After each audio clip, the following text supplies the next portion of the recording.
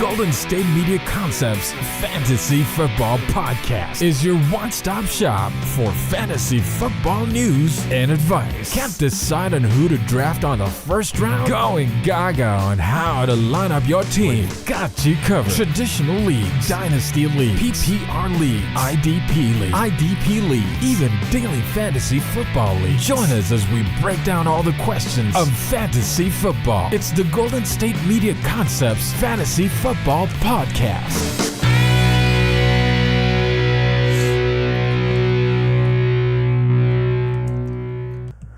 What's good, everybody?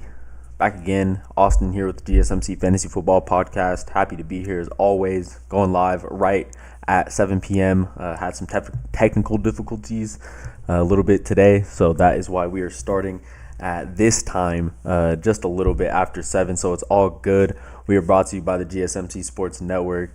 Thank you to them for putting everything on. Super sweet of them. Guys, I really am encouraging you and the whole GSMC team. If y'all do not know, if y'all do not know, the leader of GSMC, the GSMC Sports Network, I don't know why I can't get that out. The leader of the GSMC Sports Network is Andrew Tate, and he's just recommending that we all come together as a community here. If y'all want to ask me more questions, support the show, all that stuff, just building the community. I don't know how to really phrase that. I just like having you guys here. I also do 2 extra Patreon segments every single day. But yeah, that's pretty much the deal. Today we're going to be talking about quarterback winners and quarterback losers, then tight end winners and tight end losers, and then the waiver wire. Then we're going to hit the waiver wire at the very end. If you guys are enjoying what we're doing over here, just, drop a like, interact with the channel. I love having you guys here, giving you all this content for free, for sure. So let's get into it with my quarterback winners. We had some really good quarterback play, honestly, here in week 7. Really like what I saw from these guys. Josh Allen, Pat Mahomes went crazy. Who should we start with? Lamar Jackson had a great day. Jalen Hurts. Let's just start with Patrick Mahomes. Man's went crazy. It's not really surprising, though, given that he's playing against the Chargers defense. The Chargers are absolutely trash. They have lost their best corner. Their whole defense gets paid a lot of money, and they can't stop anybody in the rushing, receiving, any of those type of games. And Pat Mahomes completely exposed them. 32 for 42, 424 yards, and 4 touchdowns through the air. And then he's always just doing damage with his legs. He's been an explosive playmaker, honestly, in key situations for the Chiefs so far this year. Honestly, it feels like he can really only go to Kelsey if he's going to be throwing, and then, crucial second down, crucial third down situations, Patrick Mahomes will use his legs because he is a little bit faster somehow, just a little bit faster than these defensive linemen that are chasing him, and he's the best quarterback that I've ever seen. I think he's going to go down as the GOAT, probably grab 6 or 7 Super Bowls. It just wouldn't surprise me. They just need to keep building that offense around him, and he was really spreading it out to his wide receivers. Valdez-Scantling finally had a good day. Rashee Rice had a good day. Kelsey had a great day because Taylor Swift was in the building. And it was just a good time for Patrick Mahomes and the Chiefs. It was good. Lamar Jackson went crazy. I think he was – either him or Patrick Mahomes had the most, but they both put up crazy performances. Lamar – 33 fantasy points in week 7, 21 for 27, 357 yards throwing. Don't say that he's a running back. Don't do that. He completed 77% of his balls here in week 7 too. 3 touchdowns through the air. I know that Mark Andrews caught 2 of them. I don't know. Oh, and then Aguilar, I think, caught the other one. And then he quietly has 5 rushing touchdowns so far this year too. Carried the ball 9 times for 36 yards. Solid stuff from Lamar Jackson. He is a wizard, and he's also definitely the best closer in football. He is able to get the ball last, and it's in that really tight, really close game, and he gets the ball last.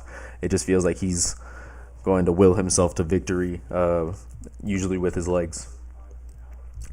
We had Kirk Cousins had a really big day in football terms, but not really in fantasy terms. Didn't have the craziest day. What I love about Kirk Cousins, when we talk about volume, I'm always telling you, like, running back, wide receivers, 20 touches, whatever.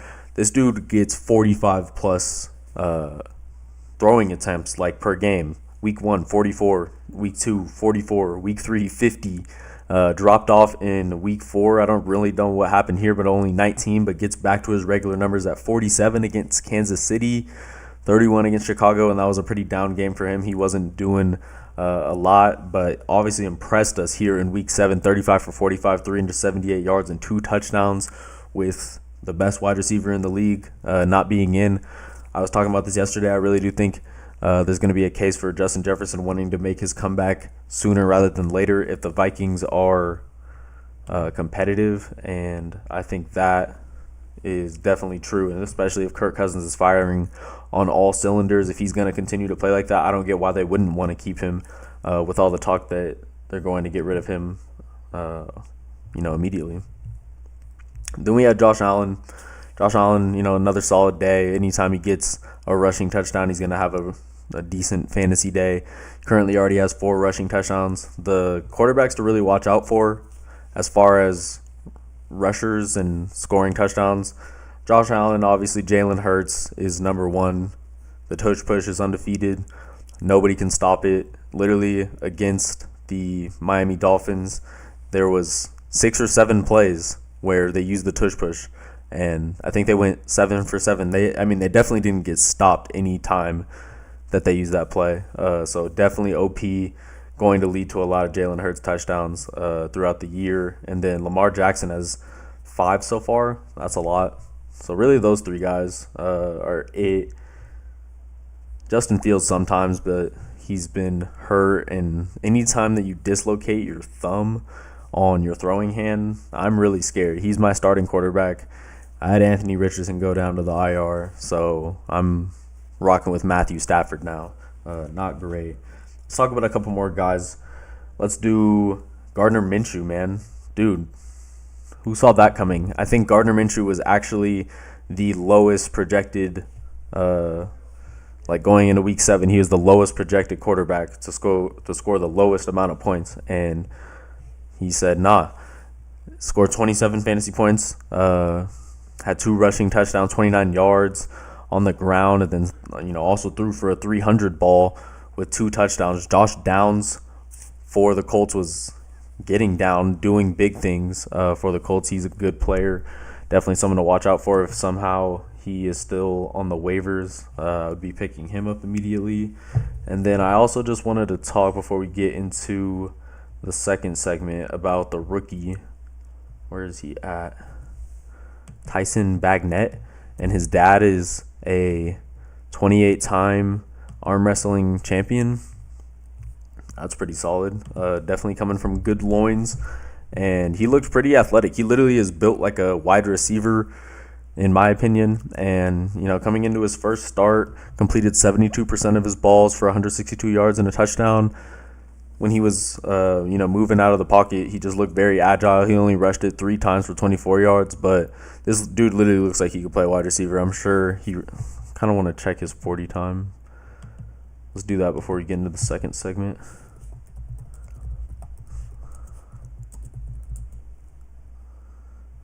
4.79. Definitely wasn't showing 4.79 speed in my opinion. But guys, yeah, we're going to the second segment where we're talking about quarterback losers.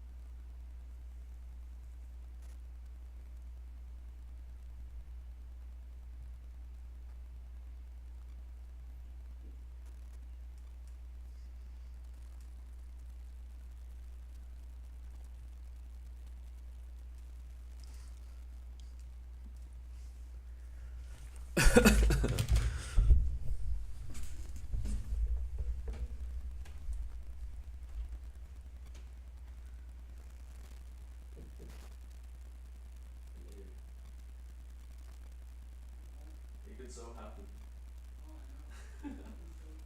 For real. Yeah, for real.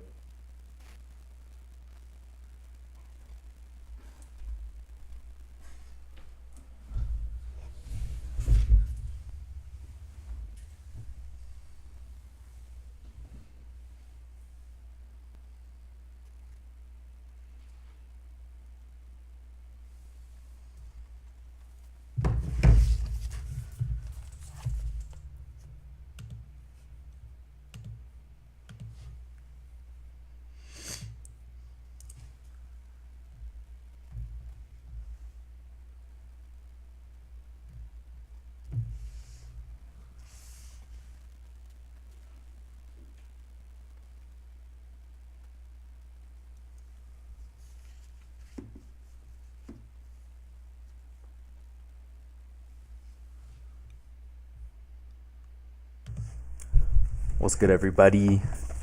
GSMC Fantasy Football Podcast. My name is Austin, as you guys know. And the NBA is back today. That's exciting. Jokic and the guys celebrating the title right in front of the Lakers' face as they were talking all that mess. In the offseason.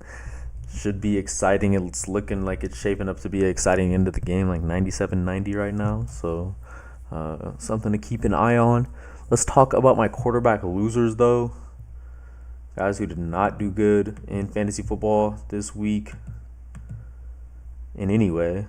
Honestly, I was looking through all the quarterbacks and just like searching around for someone to say that they had a bad day in fantasy football, and there really wasn't too many guys that I was seeing that didn't perform. Everybody seemed to, not everybody, obviously there was some outliers naturally, but from just like a mean, I think like the mean score for quarterbacks was right around like 16 or 17 points, which is a pretty good score for the week. But there were some guys who didn't perform, so let's talk about them. Justin Herbert so far this year has put up top 12 performances in every single week that he has turned in a game so far, except for week 7. And in week 7, he went 17 for 30, 259 yards and a touchdown. Honestly, not too bad, but did throw 2 picks, so that's going to subtract points from his fantasy value. Justin Herbert, definitely not a rushing quarterback by any means. He did have 2 touchdowns somehow in one of these games, but that's just not really what he does. He's more of the pocket guy, and he has a cannon. Love what we see from Justin Herbert on a week-to-week basis, but this just wasn't his week. He ran up against Patrick Mahomes. I know that Andy Reid and Steve Spagnuolo just had their number. It is what it is. I think that he's going to have an incredible bounce-back day here in Week 8 versus the Chicago Bears. Anytime that a team is playing against the Chicago Bears, it just feels like a tune-up. It's almost like a bye week. You just get to tune up real quick, even though the Chicago Bears somehow beat the Raiders with the backup quarterback. And that's why we had to talk about Bajonet, or however you say his name. His dad is literally a 28-time arm wrestling champion. That is wild. And then Jared Goff didn't have the best day. He's been a really big fantasy performer so far this year, and I'm definitely still keeping the faith, believing in him. And I really honestly can't believe that he didn't have a good day after he threw it 53 times in this game. That's a season high so far for him. Went 33 for 53, 62% there for 284 yards and 0 touchdowns. 1 interception here, 9 fantasy points. I know a lot of people kind of reach for Jared Goff, or not reach for him, but kind of reached. I don't know. A lot of people weren't even very high on Jared Goff at all. This dude was the first pick in his draft class. He's not some type of bum. There's literally this video of Jared Goff going into a college, and he has like stuff on his face so they don't recognize him as Jared Goff. And he goes in to like a JUCO or something like that, and he's just throwing ropes. Jared Goff's a very talented quarterback. I like him, but he just had a bad week here against Baltimore. They got Marlon Humphrey and some dogs over there. That's a very good defensive squad. John Harbaugh, a very defensive-minded coach too. So I'm not surprised that we have to put him in the loser category. Brock Purdy, got to talk about him. He, after starting off 14-0 in regular season games, he has now lost his last two. And I'm honestly really surprised about this one. I thought he was going to, come into Minnesota, US Bank Stadium, and drop 40. Kirk was going to drop 35, and they're just going to get out of there. And that's really not what happened. He went 21 for 30, 272 yards, so 70% completion percentage. This dude's definitely accurate when he wants to be. He let a couple balls sail on him here. He threw 2 interceptions, and he's definitely not fast by any means at all. He's not a rusher. He was able to rush 5 times for 19 yards here, but he's considered a slow quarterback in the league today for sure. I don't know. It's just hard to judge these 49ers when they're not fully healthy. Christian McCaffrey still looked pretty good, obviously. Had the 2 touchdowns, 100 yards from scrimmage, but he came in with an injury. Obviously, Deebo Samuel was out, like I was saying. And I don't know. They just kind of looked a bit out of sync with having Jawan Jennings catching so many balls. And they need Deebo back. Deebo is the glue for that squad, I think, is what it is. And until he comes back, it's just going to be easier to one-on-one Ayuk. Kittle can eat whenever he can, but you just make sure to contain Ayuk, and you kind of have their offense figured out after Christian McCaffrey is done with his work. I don't know, just my analysis. Then we got Russell Wilson. Russell Wilson is failing currently, and everybody hates him. I know all the negative energy is just being slighted at him. I feel bad for the guy. It's not a good situation that he's in. I don't know if it's O-line or what's truthfully going on here. It's not like he's having the worst season. His completion percentage isn't the worst. This past game, 69% of balls completed, 20 for 29. He's supposed to have this amazing offensive coordinator in Sean Payton, and I haven't seen it. Not really, except against these really bad teams like Chicago. That was the only solid game. And then I guess against the Commanders too, they did have that early game where they ended up losing at the end. And the Broncos are just a disappointment. It's sad to see, and Russell Wilson is attached to them. I really don't think Russell Wilson is a disappointment. I think his large house and his large, bank account would speak to that. Also, his Super Bowl ring. I don't think that Russell Wilson's bad. He's just in a bad situation, a very toxic environment in Denver, Colorado, and I'm definitely just feeling for the guy. He's still quarterback 8. Even with all of the distractions and obstacles he's had to overcome. He's going to go play Kansas City again, where he only put up 6.9 fantasy points when he played Kansas City in Week 6. It's just, it's not looking good. It's not looking good. They go into the bye Week 9, and then they come out and play the Buffalo Bills. And I'm sure by that time it'll be and we can't even tank for Caleb Williams because we don't have any draft picks. We just gave them all up for Russell Wilson. So, rest in peace to the Broncos. Rest in peace to Russell Wilson. Is there anybody else that I needed to talk about? Sam Howell, Desmond Ridder both had pretty bad days. That was pretty much it. Sam Howell put up 7 points total for that offense. That offense is bad. If Brian Robinson Jr. is not working for the Commanders, then they really don't have anything. They desperately need to set up that play action to get guys like Terry McLaurin, Jahan Dotson involved, but I don't know. They're struggling. Guys, when I come back, let's talk tight end winners and tight end losers, and then at the very end we'll do the waiver wire and kind of go over 10-team, 12-team waiver wire guys that I think you could pick up for this Week 8.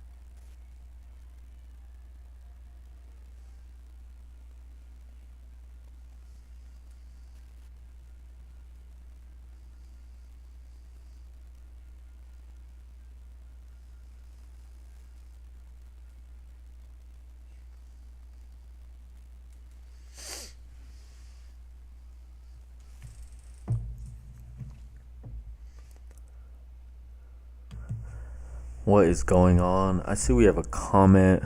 Will you trade Komet and Shaheed for Kittle and Rondell Moore? 20-man PPR. That's a whole lot. Roster, DT, Aaron Jones, Tyreek Hill. And you're trading... I mean, look, man. Kittle is explosive. Kittle is here sometimes, and then other days he is the best tight end in the entire league. Just so dynamic and so strong. He is slept on for sure. I think he's better than TJ Hawkinson just from a talent standpoint, but he's more into blocking and being that team player. I really like him especially if Debo's out and he's now having to become a higher priority on the 49ers offense, then absolutely would do that. However, I do like Shaheed too. I think he has upside. Rondell Moore also has upside too, especially if Kyler Murray comes back and does anything. Little bobblehead guy. Let's do tight ends. I'm going to do some tight end winners and losers. Yeah. This is the tight end winners and losers section. So just be aware of that. We're combining both of them so then we can go into the waiver wire and I can tell you some guys that I like that you can pick up for week 8. So talking about these tight ends, this is a big tight end week. This is a huge tight end week. Pretty much or like 2/3 of the starting tight ends did really, really well. So obviously let's just start with Travis Kelce every single time. That's exactly where you start when you're talking about tight ends. He is he's a swift player, you know what I'm saying? Like, he's like that. And this week, 12 receptions, 179 yards, and a touchdown, 13 more targets. Insane volume, absolutely insane volume. Gets to have the best quarterback in the entire league throwing to him. He's just has a billionaire girlfriend. He's in a perfect situation in life. When you think about places that you want to be in life, like from like a balance standpoint of winning on multiple latitudes, that's absolutely where you want to be. Just 179 yards and a touchdown for Kelce this week. It's too easy. We saw Hawkinson do big things here in that Monday Night Football game. Seems like with Justin Jefferson out, he's taking that number 1 spot, and he pretty much has to. He got a ton of volume, 12 targets, 11 catches, 86 yards. He even got hurt a couple times, and he was still able to get that volume. Jordan Addison is also a problem in the league already. Very, very good wide receiver, like what we're seeing from Jordan Addison so far. But I think Hawkinson does take priority in this offense until Justin Jefferson gets back. But like I said, I do see Justin Jefferson coming back sooner rather than later at the moment.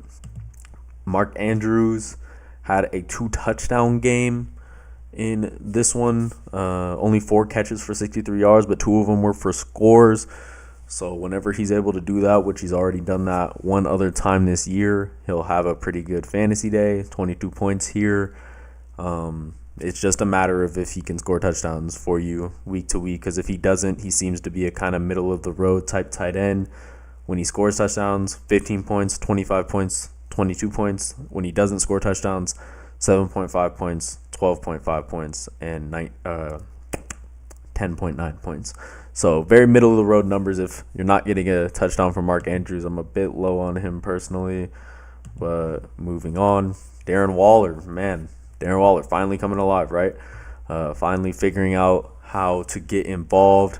And these last 2 weeks he's been on Tyrod Taylor's team and not Daniel Jones' team. So that is wonderful. Just being away from Daniel Jones usually can solve all fantasy problems.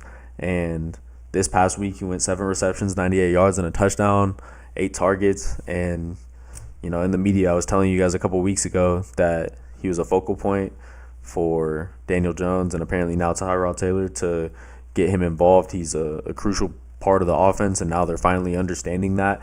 It seems like the volume and the targets are going up the last 3 weeks, 11 targets, 7 targets, and 8 targets. So he's getting plays designed for him where he's definitely the first look, and that's really all we're looking for from these fantasy tight ends. Then we got George Kittle. George Kittle was called upon a little bit more too this past week, and he looked good. He was just running post routes, nothing special, grinding it out per usual. 5 catches for 78 yards, 13 fantasy points. I'm just gonna call that a win for him. On a day where I guess he did get 7 targets, which is his second most so far this year. So heavily targeted, but never in the red zone, I don't think. And honestly, I'm just taking 13 points from my tight end, knowing that George Kittle has a potential to break out any game that he can. However, obviously, I've talked about him as being an inconsistent fantasy player. 1 point in week 4, 1 point in week 6. So to my guy who was asking about George Kittle, I just love his upside and think he's one of the best football players. I guess his fantasy acumen, I thought it was a little bit better than this. RIP. But with Deebo Samuel out, I promise that he will be called upon more if there's ever an injury within the offense. Definitely would be looking at George Kittle to be my starting tight end. Dallas Goedert, Dalton Kincaid, both had solid days. Dalton Kincaid, the rookie for the Buffalo Bills. A lot of y'all drafted him and probably dropped him, and now you're like, oh snap, I want him back. Yeah, let me get him back. 8 catches for 75 yards in week 7, 16 fantasy points, not too bad. I'm not looking into that too much just because that was his first game ever doing that. Dallas Goedert is actually looking like a part of this offense. Anytime you see those tight ends get those shorter catches and start running down the field and stuff like that, I think that shows that they're more involved in the offense. TJ Hawkinson gets a lot of those routes where they're just trying to get the tight end in space rather than running him 10 yards down the field, and I just think that shows that tight end is athletic enough to get that opportunity, and those are the tight ends to be looking for. Surprisingly, we don't even see Kyle Pitts, who's supposed to run a 4.4, doing that. Kelsey gets to do that every single game, all the time. Like I said, Hawkinson does get to do that a bit too. And, not really even anybody else. Now that I'm looking at the list here. Interesting.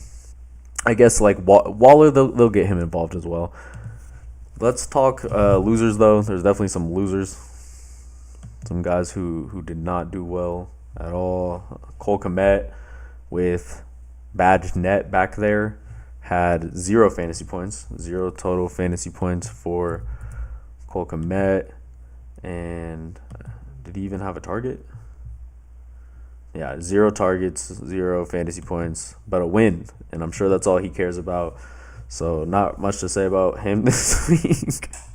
Then Zach Ertz, he was looking like someone that you could possibly start as your tight end 1. Obviously, he's been solid throughout the years, like what we see from him on a year-to-year basis. But he's on the IR now. I do expect Trey McBride from CSU. I actually played against Trey McBride in high school, not a lie. And I'm not even going to tell the story on this episode, but Trey McBride is a very good athlete, and I expect him to do big things if given the opportunity. I know firsthand for sure. So I'm picking him up this week. I'm absolutely picking up Trey McBride this week, and he got some targets. I know we're talking about losers, but let's talk Trey McBride. I went to CSU and obviously know this dude is a problem. He got 6 targets this week, which was his most so far this year. He had the last play of the game that he ran a deep post route and caught it. He has solid hands. He's fast. He's a dynamic tight end for sure. So watch him on your waiver wire for when we're talking waiver wire. In the next segment, Foster Moreau. If you saw Foster Moreau, he completely sold the bag for the New Orleans Saints. Corner of the end zone, ready to make a catch to win the game, and just dropped it. It was really bad. It hit both of his hands. Then Hunter Henry, who's actually fantasy relevant, as Foster Moreau is not very fantasy relevant unless you're in one of those 20-team leagues like we're talking about. Hunter Henry had been really fantasy relevant the first 2 weeks, 16 points, then 17 points. Since then, not over 10 points one time. Also recorded a 0-point performance in week 5.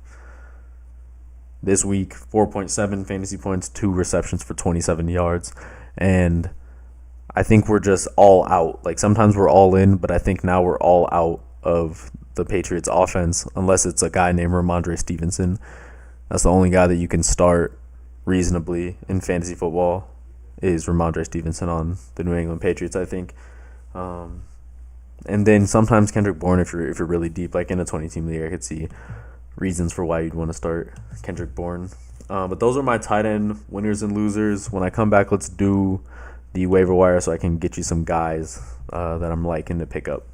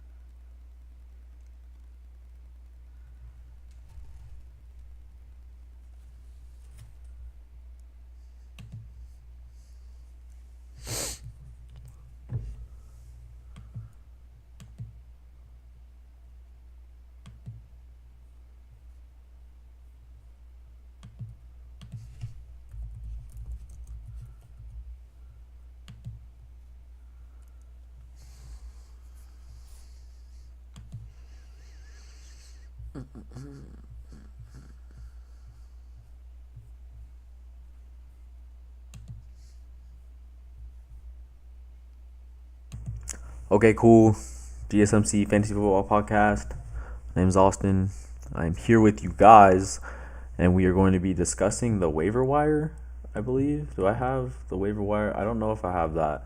I think we're just going to leave the tight ends up here for the visuals, and that's completely okay. Just listen to the soothing sound of my voice. And we're talking the waiver wire, mostly in these 10 to 12 team leagues, but constantly if you guys want to, ask a question and tell me what you think I think about your waiver wire guy. I will give my honest opinion. I pretty much know every single person in fantasy football at this point, so absolutely can give you an educated guess on the type of guy that we're looking for. And a guy that I'm looking for is a starting running back all the time. Always looking for a starting running back, and I'm sure everybody is. We're looking at Darrell Henderson this week for the Los Angeles Rams. Apparently he had came in as this week as like the third string running back. Everybody was talking about two other guys, Zach Evans and Royce Freeman, and then Darrell Henderson ended up being the guy getting all the touches. We do remember Henderson from a couple years ago, I believe, and he was a solid running back. If I remember correctly, he put up a crazy fantasy performance one year. Talented player and someone I'm not afraid to start for sure this week if he's going to get the touches. We got Josh Downs, somehow only rostered in 36% of fantasy leagues. This guy's a hooper. This guy's very, very good at football. Coming out of North Carolina, talented wide receiver. In the slot, shifty. He's really not the fastest guy. Has good acceleration though and gets open. Definitely need to have him rostered. And unless you're in like an 8-team league, if your team is a 10-team league, you most likely need to be starting Josh Downs for sure. A lot of people are talking about Taysom Hill in some of these deeper leagues, especially with the Derek Carr situation and how he's not performing the greatest. Seems like it may be smart for them to with Taysom Hill looking as good as he already has this year, maybe get him more involved in the offense from a quarterback perspective. Also, the other game had like 8 targets and 7 catches, so he's capable as a quarterback to catch the ball, and he's very good at carrying the ball too. The play that they like running the most with Taysom Hill is the quarterback sneak, just like right up the middle. He'll catch it in shotgun. Everybody goes and blocks for him, and he just goes and finds that hole. Love Taysom Hill. He's a very dynamic player. Maybe in deeper leagues, if you're desperate at tight end, you could grab him. Also in like those 2 tight end leagues, I absolutely see merit for having Taysom Hill in there. Then I'm kind of just looking at mine personally right now, and why not Cam Akers? Why not Cam Akers to finally, appear in this offense? He's much more talented than Alexander Madison, for sure. And he got way more carries this past week. He outcarried him, I think, had like 3 more, 10-7, something like that. And he had only gotten 9 snaps the week before. So it seems like he's actually getting introduced now. Like Cam Akers, have always liked him. He's put up decent fantasy performances in his past campaigns, and I just like him as a player. See who else.